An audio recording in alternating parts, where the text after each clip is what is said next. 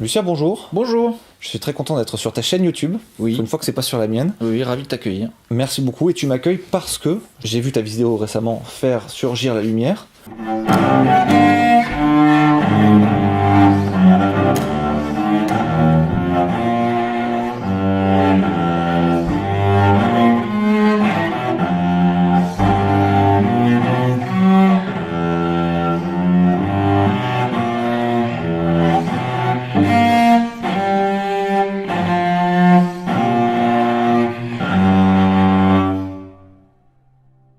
Que j'ai trouvé très bien réalisé, très, très cool et tout. Sauf que, à la différence d'habitude, c'est une œuvre contemporaine. Oui. À la différence des autres vidéos que tu mets qui sont plus classiques, plus mélodiques et plus tout ce qu'on a un peu plus. Qui est plus simple d'accès, à mon sens. Et justement, on est sur cette chaîne parce que j'ai trouvé l'œuvre, comme toutes les œuvres contemporaines, assez dure d'accès. Et ça m'a fait surgir plein de questions. Oui. Que j'ai eu envie de te poser et auxquelles tu as accepté de répondre en fait. Je suis là pour ça. Ça va donc sortir sur ta chaîne Oui. pour peut-être permettre aux gens de comprendre un peu mieux l'œuvre en question, parce que ça m'a l'air incroyable quand même, ça m'a l'air d'être une œuvre super riche, super dense et plein de secrets. C'était un peu la démarche de cette vidéo, c'est que par le biais de tes questions qui, toi, connais bien la musique mais n'est pas un spécialiste de la musique classique. Je représente le néophyte quand même, le néophyte de la musique classique. J'imagine que probablement que sur les 800 et quelques personnes qui ont vu ma vidéo, peut-être que beaucoup se posent les mêmes questions que toi tu t'es posé et du coup passent peut-être un peu à côté de l'œuvre. Et l'idée c'est peut-être d'éclaircir un peu tout ça, de mettre la... Bah super.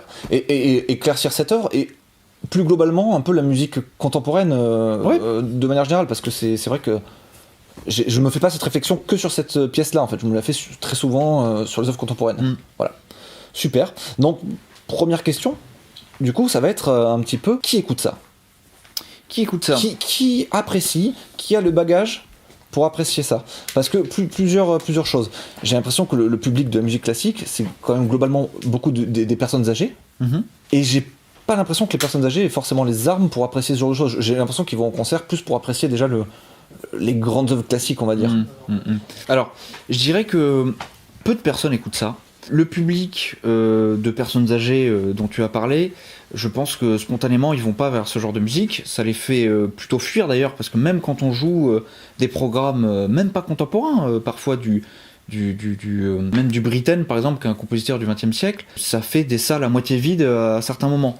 Donc oui, ce public-là dont tu parles, cette caricature un peu du public de la musique classique, il est pas véritablement intéressé par la musique contemporaine. Pour autant, il y a quand même dans le public de la musique classique une partie de spécialistes, une partie de gens qui s'y intéressent parce qu'ils la pratiquent ou parce qu'ils s'y intéressent, parce qu'ils la composent, ou ils ont une sensibilité pour ça. Et par ailleurs, moi ce que je remarque, c'est que cette musique contemporaine, on n'a pas véritablement un public, c'est tout petit quoi, le public de la musique contemporaine, mais je remarque qu'il y a des gens qui connaissent pas forcément la musique classique, et qui connaissent encore moins la musique contemporaine, et qui peuvent trouver des sources d'émotion, des sources d'intérêt dans cette musique-là, comme ça, à l'entendre dès la première fois, ils vont entendre des sonorités originales, ou alors ça va leur exprimer beaucoup plus de choses que pourrait leur exprimer par exemple un quatuor de Mozart. Justement, ils vont trouver dans ce langage contemporain des choses qui leur parlent beaucoup plus directement que des grands compositeurs du passé. D'accord. Et les jeunes dans cette histoire, tu me dis quand quand vous interprétez une pièce contemporaine, ça fait salle moitié pleine, moitié vide. Mais déjà vous les interprétez jamais, c'est jamais une soirée full contemporaine. J'imagine que vous calez ça au milieu de deux œuvres. Bah alors ça dépend, voilà, il y a des structures de musique contemporaine qui font des concerts complètement contemporains. Okay. Il y a des ensembles comme ça, le plus connu étant l'ensemble intercontemporain. Mais là, oui, c'est un public c'est un public de connaisseurs, un petit peu rares sont ceux qui découvrent complètement la musique en allant voir ces concerts de musique contemporaine. Et les jeunes dans tout ça, les jeunes de toute manière dans la musique classique, c'est un peu un problème de base. Mais moi, c'est un peu la même réponse que j'ai fait pour la question précédente, c'est que j'ai véritablement tendance à croire que cette musique classique qu'on entend, qu'on réentend, que les plus grands tubes, ils sont un peu, entre guillemets, passés de mode, on en a marre de les entendre dans des pubs, et ça nous donne une image de la musique classique un petit peu vieille et ringardisée, quoi, un peu, je cherche un mot, un peu rouillée. Surannée. Un peu surannée. Et j'ai tendance à croire que justement, dans de bonnes conditions, un jeune peut trouver beaucoup d'intérêt à une pièce de musique contemporaine, si elle est exécutée dans de bonnes conditions. Les bonnes conditions, c'est par exemple le Philharmonique, là, aujourd'hui, qui est une super salle assez accueillante. La Philharmonie. La Philharmonie, pardon. Ouais, mais même, je pense à des circonstances plus directes, en fait, plus proximales. C'est-à-dire, je vous la joue, là, je vous la joue à vous, à n'importe qui, voilà, on prend des jeunes, n'importe qui, on se retrouve à, je sais pas, une 10, 15 dans une pièce, et je leur joue la pièce. Mhm. Et c'est ça, pour moi, les bonnes conditions. C'est justement pas forcément la Philharmonie, on est très très loin de l'artiste. Ouais. On peut pas lui parler, on peut pas. Briser un peu le rituel et cette image très classe, très prout-prout du monde de la musique classique, quoi, en gros. Ouais. Mais c'est aussi, ce que je veux dire, c'est aussi pas en disque. Pas en disque. C'est pas pour casser du sucre sur le dos du disque. Mais je pense que vraiment surtout quand on n'est pas spécialiste, pour ressentir des émotions, des sensations à l'écoute de cette musique, faut l'avoir en face. Je pense que c'est ça, quand je parle de bonnes conditions, ça. Ça prend dans la tête, quoi, comme ça. Ouais, parce qu'il y a vraiment tout un canal d'émotions qui est établi et qui est difficile, qui est rendu difficile par le disque, par l'enregistrement. C'est vrai qu'une œuvre contemporaine, c'était la première fois que j'en voyais une enregistrée, du coup, avec ta vidéo. Ouais. Et c'est vrai que les autres fois, à chaque fois que tu as joué des œuvres contemporaines, j'étais toujours là, toujours sur place. Et c'est vrai que je dis beaucoup c'est vrai que, mais parce que c'est vrai que l'instrument et la puissance sonore qui t'assaille à ce moment-là, tu vois, c'est vraiment percussif, ça te tape un peu dessus. Et effectivement, cette percussion-là, on la retrouve un peu moins, effectivement, quand tu regardes ça en vidéo et que tu maîtrises ton volume et que tu peux dire joue-moi moins fort dans les oreilles. Ouais. Donc peut-être qu'effectivement, le médium enregistré retranscrit mal un peu une œuvre comme ça. Alors oui, mais par ailleurs, ce que je pense, c'est que c'est aussi une question de conditions. C'est sûr que je sais que moi, ma vidéo, par exemple, pour l'instant, fièrement, je peux dire qu'on a plus de 800 vues, c'est déjà un succès. Mais bon, voilà, on sait comment c'est YouTube. YouTube, on clique sur une vidéo. Si au bout de 2 minutes, on n'est pas complètement accroché, on va switcher sur autre chose. Ou alors, on va la mettre en musique de fond, on va faire autre chose. Et c'est aussi ça, les bonnes conditions. C'est aussi prendre un temps. Et ce qui est formidable avec cette vidéo, c'est que, comme tu l'as rappelé, l'image est très belle, la qualité du son est professionnelle. Donc c'est vraiment c'est un enregistrement très qualitatif et je pense que ça nécessite aussi de prendre le temps, de se poser, justement d'avoir un rapport différent de ce qu'on peut avoir avec YouTube d'habitude, vraiment de prendre le temps de rien faire, de prendre 12 minutes, ça dure 12 minutes, et d'écouter, de se mettre avec un casque au calme, de pas avoir trop de trucs à faire avant, trop de trucs à faire après. Mais c'est les conditions dans lesquelles j'ai essayé de regarder, parce que tu imagines bien que quand je vois une de tes vidéos sortir, bon, je me mets dans ces conditions-là, je le fais pas en mode schlag, donc je me mets dans ces conditions-là, et pour autant, voilà, j'ai trouvé l'accès à cette œuvre quand même difficile. J'étais là en mode... j'ai regardé l'horloge à un moment donné, enfin j'ai regardé où ça en était, quoi. Alors peut-être qu'il y a un effort, comme même dans des disques beaucoup plus accessibles, pas forcément classiques, il y a des fois où il faut s'y reprendre à plusieurs fois. Je lui ai pas donné cette chance-là encore, effectivement. Mais justement, j'allais y venir, je voulais rebondir par rapport à ça. C'est que moi je me souviendrai toujours, quand j'étais plus jeune, j'étais au lycée, j'avais déjà prévu de faire la musique mon métier, et j'étais allé voir une symphonie de Bruckner. Une symphonie de Bruckner, ça dure 1h15. Donc j'étais au lycée, quoi. Je me suis pris ça dans la gueule, j'étais avec quelques amis, on avait qu'une hâte, c'était de se barrer, que ça se finisse et qu'on puisse partir. Et aujourd'hui, Bruckner, ça me fait délirer. Je vois ça en concert, c'est la branlée, quoi. Ça me remue de partout. Alors qu'à l'époque, je connaissais déjà très bien, j'étais spécialisé dans la musique classique. Je me prenais ça, je comprenais pas, ça me traversait, quoi, et sans rien me faire à l'intérieur, quoi. Et donc, c'est pour prolonger cette question de circonstance, je pense aussi que c'est un peu aussi une question de culture. Oui, peut-être qu'il faut, comme tu dis, l'écouter, la réécouter, et ça demande beaucoup, c'est très exigeant. C'est pas de la...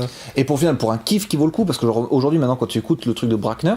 Ouais, Bruckner, Anton Bruckner, ou Brackmar, ou je sais pas comment, genre... T'es content d'avoir fait cet investissement, genre c'est la branlée, t'es en mode ou... Ouais, oui, c'est sûr. Ok, c'est donc sûr, c'est des sensations vraiment qui valent le coup. Très fortes. C'est des sensations très fortes, des sensations, des émotions. Et même en disque.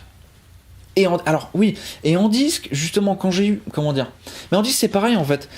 Pour aujourd'hui, justement, je vous parle des symphonies de Bruckner, je les connais pas toutes, parce que je sais que si je veux les apprécier, il s'agirait pas de les écouter une fois. Ouais. Il faudra que je les écoute au calme, tranquille, en faisant pas grand chose d'autre à côté. Et les écouter plusieurs fois. Mais ça m'a fait ça pour tout, même le concerto de Dvorak pour violoncelle, qui est un grand tube. Je sais que les premières fois que je l'écoutais, et puis petit à petit, tu l'écoutes une première fois, une deuxième fois, en fait surtout tu comprends, en fait, c'est là où tu comprends. Tu vas commencer à avoir des repères formels, tu vas dire ah oui cette partie c'est ça, qui est reprise un petit peu à la fin, ce petit motif là on le retrouve aussi à cet endroit là, et en fait dans ta tête il va se créer plein de connexions qui fait que tu vas véritablement comprendre l'œuvre, et c'est là que tu vas pouvoir commencer à ressentir aussi. D'accord. Un peu comme ça que je vois les choses.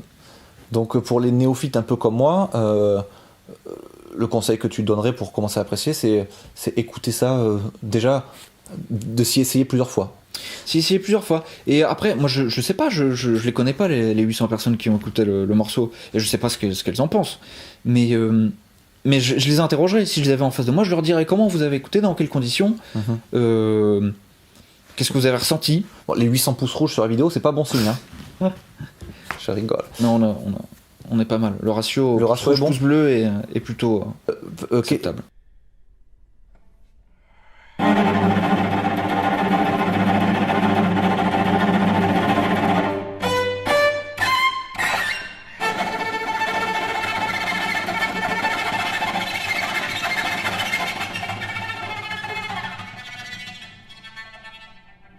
Une autre question que j'avais, c'est est-ce que il y a des œuvres contemporaines plus accessibles que d'autres aussi? Est-ce qu'il y aurait pas un cheminement quand même un peu un petit cheminement à faire, un ensemble d'œuvres, peut-être un corpus à écouter en premier lieu pour se sensibiliser un peu l'oreille, pour mettre un peu le pied dedans avant de pouvoir arriver à des œuvres comme celle-ci, encore plus compliquées? Alors c'est intéressant parce que justement, moi quand j'ai sorti la vidéo, même avant, pour moi, Faire sur la lumière, c'est une œuvre accessible. Ça fait partie de la musique contemporaine accessible. Oui, et c'est pour ça que c'est un peu un choc, parce que moi, je pensais envoyer ça à mes proches, je pensais que ça irait plus ou moins, parce que pour moi, il y a beaucoup de choses qui font référence à notre culture, une culture générale qu'on a tous, une culture musicale qu'on a tous. Et évidemment, dans un langage très particulier, un langage très contemporain. Mais pour moi, ça fait quand même partie des œuvres accessibles, parce qu'il y a des œuvres beaucoup plus bruitistes, des œuvres où la forme est complètement éclatée, des œuvres où on n'a aucune attache, on se réfère à rien, on est perdu, et tu te prends ça dans la gueule et tu te demandes où t'habites, ce que ça veut dire, et c'est intéressant aussi. Mais pour moi, Faire sur la lumière, t'es beaucoup plus, tu vois, il y a des jeux de timbres, il y a des jeux sur la qualité sonore, des effets sonores, donc voilà, ça. Tout de suite, on est sensible à ça. On entend quand un son il est complètement écrasé, quand un son il est complètement cristallin, qu'il est très fort, très pas fort. On a des repères à ce niveau-là. Il y a aussi une notion de virtuosité. C'est quand même assez spectaculaire. Ça virevolte. C'est une œuvre assez virevoltante qui va dans le suraigu, dans le très très grave. Donc, en ce sens, pour moi, c'était une œuvre assez accessible. Donc, pour répondre à ta question, d'accord. Écoutez celle-là. Commencez à apprécier celle-là. Ça peut être bien. Et toi, tu as pris du plaisir à jouer cette œuvre? Tu prends du plaisir à jouer le contemporain de manière générale, du coup, par rapport à du classique? Moi, je prends beaucoup de plaisir à jouer la musique contemporaine parce que j'ai l'impression qu'elle me permet d'exprimer tout un tas de choses que j'ai développées dans ma sensibilité musicale en écoutant bien d'autres musiques, que ce soit du jazz, du metal, qu'est-ce que j'écoute, des musiques, des musiques beaucoup plus rétro, du rock, bref, la liste serait longue, mais je vais m'arrêter là. Ça me permet d'exprimer justement des choses que j'ai profondément développées en moi en écoutant beaucoup ces musiques, plus en fait que la musique classique. J'ai beaucoup plus écouté de musique pop que de musique classique dans ma vie. Et j'ai l'impression que je peux exprimer ces choses-là plus simplement, plus directement dans ces musiques que dans d'autres. Par exemple, voilà, faut y aller dans Faire sur la lumière, il faut vraiment faire hurler son violoncelle, il faut le faire saturer comme jamais dans ma vie je l'avais fait avant. Et comme jamais je l'ai fait dans tout le répertoire classique. Et ça, j'ai l'impression que ça résonne plus avec ma sensibilité aussi, mon caractère aussi. Je sais que, bon voilà, comme certains le savent peut-être, je fais de la boxe. J'ai un caractère un peu sanguin, un peu violent parfois. Et dans ces musiques contemporaines, j'ai l'impression de pouvoir exprimer ça plus. Donc oui, j'y prends beaucoup de plaisir. Ok, tu sens moins étriqué que dans le contexte classique. Même si dans le contexte classique, tu peux exprimer quand même beaucoup de choses, j'imagine. Évidemment, c'est le contexte classique, c'est passionnant, c'est toute ma vie aussi, c'est tout un autre pan de ma vie, où évidemment c'est très réglementé, c'est très codifié, et du coup ça peut être un petit peu crispant, des fois on a un peu peur, mais à la fois c'est voilà, sculpter une phrase selon les règles classiques, romantiques, tout ce qu'on veut, c'est aussi magnifique. Ça me passionne. Je vois. Et quelques mots maintenant sur le travail en question des compositeurs, en fait. Eux, pourquoi ils composent ce style de musique-là? Est-ce qu'ils font ça parce qu'ils sont incapables de composer de la musique classique? Est-ce qu'ils peuvent tout aussi bien composer des chefs-d'œuvre classiques aussi, et que ça, c'est encore, justement, c'est ce qui leur permet, comme toi, de libérer leur art et d'aller encore plus loin dans plein de choses? Pourquoi, en fait? Pourquoi les compositeurs composent ça? Alors, c'est une grande question qui suscite de nombreux débats, et d'autant plus que moi là je vais te donner une réponse d'interprète. Oui, je vais te donner voilà, je vais imaginer ce que pourrait. Peut-être on interviewera le compositeur par la suite, ça peut être intéressant. Avec plaisir. S'il y a assez de likes sur cette vidéo. Enfin, je dis avec plaisir, mais c'est pas moi le compositeur. C'est vrai que c'est un peu répondu à sa place. Bref, mais ma réponse d'interprète, voilà, c'est justement, j'interprète ce que pourrait être la pensée d'un compositeur, pourquoi il compose une œuvre. Donc il faudra poser la question au compositeur. Mais je pense que certains cherchent à innover. Et je pense que c'était un peu le but de la composition contemporaine. La composition contemporaine, Bach a été un compositeur contemporain de son temps. Enfin, la définition de la musique contemporaine, c'est de composer en son temps. Donc des gens ont dit de Bach ce que je dis aujourd'hui de cette pièce. Alors non, pas exactement. Après, je suis pas spécialiste de la question, mais ce que je sais, moi, je prends un exemple que je connais. Je sais très bien que le Sac du printemps de Stravinsky, bon, voilà, c'est bien connu. Il y a eu je crois que les gens se sont foutus sur la gueule dans la salle entre ceux qui adoraient et ceux qui détestaient. Alors que le Sac du printemps aujourd'hui, voilà, on disait que c'était une hérésie musicale, que c'était de la musique de sourds, quoi. Enfin, que c'était. Et maintenant, c'est considéré comme une grande œuvre classique. Mais le Sac du printemps, c'est monumental. Ça fait partie du répertoire et ça ne choque plus personne. Et oui, c'est une œuvre d'une richesse incontestable aujourd'hui. Pourquoi je dis ça? Parce que on est toujours contemporain à une époque et plus contemporain plus tard. Oui, voilà. Donc, mais ce que je pense, c'est que ce qui choque, ce qui fait bizarre, c'est que voilà, on essaie. Comment innover? C'est partir sortir des sentiers battus. Et pour ça, oui, on est obligé de casser un petit peu les repères auditifs de l'auditeur et de proposer de nouvelles choses. Donc, à la fois, quand tu cherches à innover, tu te coupes forcément d'une certaine partie du public qui sera perdu et qui n'y comprendra rien. Certains feront l'effort d'y comprendre quelque chose et n'y comprendront pas. C'est un peu le stade où t'en es pour l'instant, toi, visiblement, c'est que t'as fait l'effort d'écouter et ça te parle pas. D'autres vont creuser et vont trouver ça génial. D'autres, voilà. Et c'est Mozart qui disait quelque chose, qui disait qu'il s'en branlait, qu'il composait absolument pas pour nous. Alors oui, c'est ça qui est marrant, c'est que voilà, je vais citer un petit peu mon professeur d'esthétique au Conservatoire de Paris, mais qui expliquait que pour lui, là, justement, cette disjonction entre cette rupture entre le public et les compositeurs, en fait, on la met sur le dos des compositeurs contemporains d'aujourd'hui, alors que dès Beethoven, en fait, Beethoven, ce compositeur que tout le monde connaît, lui-même disait déjà pour certaines de ses œuvres, qu'elle n'était pas écrite pour le grand public, elle était écrite pour un public de connaisseurs. Donc en fait, cette rupture, quand on veut innover, parce que Beethoven, justement, c'est quelqu'un qui est connu pour avoir vraiment révolutionné le langage musical, voilà, c'est comme la musique contemporaine d'aujourd'hui. Il y avait des tas de gens qui considéraient que c'était un hérétique, quoi, Beethoven. Et lui-même avait admis qu'il était plus du tout dans ma musique doit plaire à tout le monde, ma musique, tout le monde peut comprendre ma musique. Non, lui, c'était fait une raison. C'est comme ça, il avait assumé le fait que. Et finalement, moi, c'est un peu aussi. Je fais une digression très égocentrique, c'est un peu moi aussi le rapport que j'ai avec cette musique-là en tant qu'interprète. C'est-à-dire que je sais très bien quand je vais sortir cette musique, je vais pas être contacté par Vevo pour sponsoriser ma vidéo et je vais pas finir à des millions de vues. Je le fais dans une démarche très personnelle et en espérant que oui, si ça plaît, tant mieux, je serais ravi, mais vraiment j'ai d'abord fait ça pour moi parce que j'y vois énormément de sens dans cette musique et je m'y épanouis. Donc on peut conclure que c'est une démarche complètement égoïste en fait, finalement. Non, parce que contemporaine. J'y prends du plaisir, mais avec toute mon expertise et toute mon analyse de musicien spécialiste, j'y accorde beaucoup de valeur. Je pense que cette musique a un sens et comment dire. Évidemment que c'est mon sentiment qui parle, mais pour moi c'est la qualité. Il y a de la qualité là-dedans et qui peut être partagée et qui doit être partagée. Et j'ai envie je me fais le médium de ça, quoi. Je vois. Et j'espère qu'un jour, d'autres ressentiront les mêmes émotions que moi. Bah, je vais essayer de les ressentir. En tout cas, je vais m'entraîner, je vais réécouter l'œuvre à fond. Et puis, fort maintenant de toutes ces petites éclaircies. Je crois que c'était très intéressant pour moi de poser toutes ces questions et d'en avoir les réponses. J'espère que ça intéressera d'autres gens sur ta chaîne.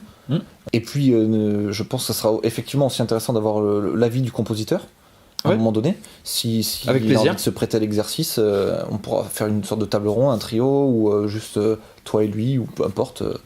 Ou moi, en tant que néophyte, encore en qualité de néophyte, qui pose des questions. Bien du coup, merci beaucoup Lucien d'avoir répondu à mes questions, c'était très chouette, on a pu profiter des périodes de Noël pour trouver un petit moment pour faire ça ensemble. Un petit créneau, mais même pour d'autres sujets, on pourra toujours trouver des petits créneaux pour décortiquer certains points comme ça. Je trouve ça toujours intéressant. Je pense qu'on est nombreux de jeunes à justement avoir beaucoup de questions sur tout ce monde du classique qui nous est un peu étranger, puisque finalement il est un peu dur d'accès, on se te prend pas frontalement dans la gueule comme tu le disais plutôt dans l'interview. Donc si de par ce biais-là, on peut un peu créer des passerelles pour les jeunes vers ce monde-là, c'est super chouette. Donc voilà, moi c'est un plaisir de le faire. Je sais pas si t'as apprécié. Moi j'ai pris beaucoup de plaisir. J'ai un peu le brouillard parce que je dois répondre aux questions et tout de suite verbaliser des choses qui sont aussi un petit peu inconscientes, quoi. Qui sont tout à fait. Qui sont un peu de l'ordre du ressenti. Donc d'un coup là, devant la caméra, faut les exprimer de manière. Je pense que tu l'as bien fait. Conceptuel, quoi. Donc, mais c'était un plaisir, ouais. Je pense que là, on peut toujours inviter les gens à poser des questions dans les commentaires. Pour une fois, c'est pas des trucs putassiers. C'est pas genre poser des questions pour faire du buzz ou quoi que ce soit. C'est juste que ça peut être super intéressant, vu qu'on va éventuellement peut-être voir le compositeur plus tard. On pourra remettre une couche sur les commentaires, ou alors toi-même, tu vas peut-être pouvoir répondre aussi maintenant par écrit à d'autres questions. Alors après, j'ai quand même 41 abonnés, donc bon, je verrai. Mollo, quoi. Je verrai ce que je peux faire, mais... Tu vas être sous l'eau, là, non? Je risque d'être sous l'eau, débordé, mais genre, en tout cas, pour tous ceux qui commenteront, j'essaierai de répondre à vos interrogations et vos remarques, avec plaisir. Surtout que je pense qu'il va y avoir une partie de mes abonnés qui vont venir peut-être checker tout ça aussi, donc il y a moyen que eux... ce soit un public encore plus néophyte, du coup, que le public que tu as, que tes nombreux 41 abonnés. Oui. Donc peut-être qu'il y aura des questions de leur part aussi. Ils sont les bienvenus. Bienvenue. C'était Lucien Debon. Benjamin Code, invité sur ma chaîne. Un honneur. Un honneur, Lucien. Un honneur partagé. Moi aussi, quand j'aurai 41 abonnés, j'essaierai de t'inviter sur ma chaîne. Je te souhaite, c'est le meilleur que je te souhaite. Que je puisse te souhaiter, que je te souhaite à l'avenir pour que c'est bien. Merci. Merci beaucoup. À très bientôt. À ciao, Lucien. Ciao. Salut, Benjamin. On se regarde pas en même temps, c'est pas bon, hein. On croise.